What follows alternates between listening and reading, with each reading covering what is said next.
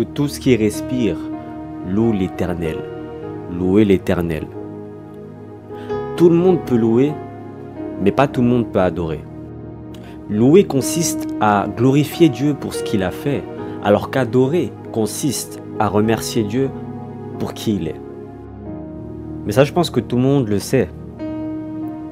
Mais qu'est-ce que Dieu cherche? Est-ce que Dieu cherche des personnes qui louent ou des personnes qui adorent?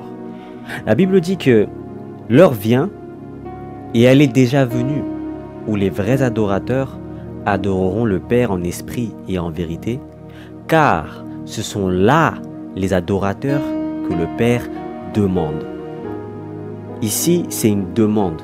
Donc, ce que Dieu demande, ce n'est pas forcément des gens qui louent seulement, mais ce sont des personnes qui adorent. Tout ce qui respire peut louer, mais tout ce qui respire ne peut pas adorer. Parce que louer consiste à remercier Dieu lorsqu'il te donne. Mais qu'est-ce qui se passe lorsqu'il ne te donne pas? Est-ce que tu peux toujours adorer ou est-ce que tu commences à douter? Est-ce que tu commences à perdre la foi? Parce que j'aimerais vous dire la vérité, Dieu ne donne pas tout le temps. Ce n'est pas toutes tes requêtes qui seront exaucées. L'adoration consiste à adorer Dieu, à le glorifier, même lorsque ta vie n'a aucun sens, lorsque tout va mal. Tu n'as pas la réponse à tes problèmes. Dieu, tu as l'impression qu'il est silencieux, qu'il n'est pas là. Mais est-ce que tu peux toujours adorer dans ces moments-là? Parce que j'aimerais vous dire que l'adoration, c'est pas seulement le fait de chanter ou c'est pas seulement de la musique. C'est un sacrifice. C'est en lien avec le sacrifice, le fait d'offrir à Dieu. Quand Abraham voulait offrir Isaac à Dieu, il a dit à ses serviteurs, moi et le petit, nous allons adorer. Mais il n'y avait pas de chorale, il n'y avait pas d'instruments, il n'y avait pas toutes ces choses. Donc il parle du sacrifice comme une adoration. Donc l'adoration, c'est le sacrifice.